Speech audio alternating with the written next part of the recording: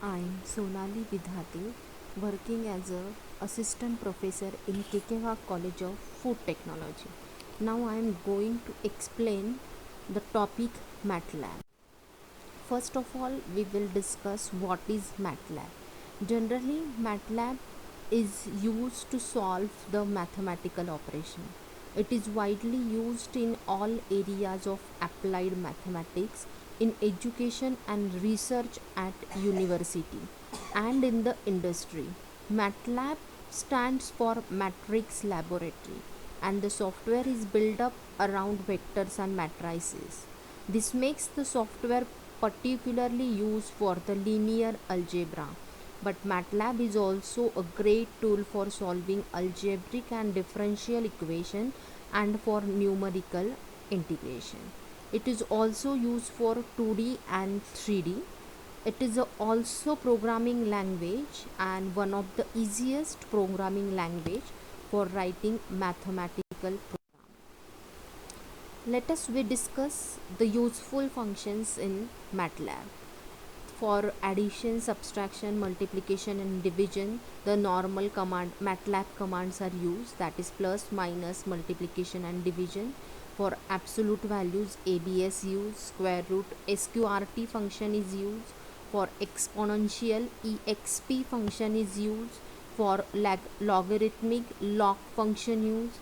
And for sin x function used, cos x, tan x, cot x are used for cos, tan and cot. And for the pi value we use pi. In this way we use the MATLAB command.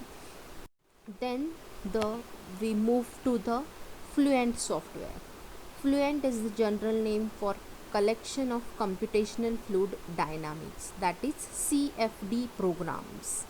The Mechanical Engineering Department at the Penn State has the site's license for the Fluent.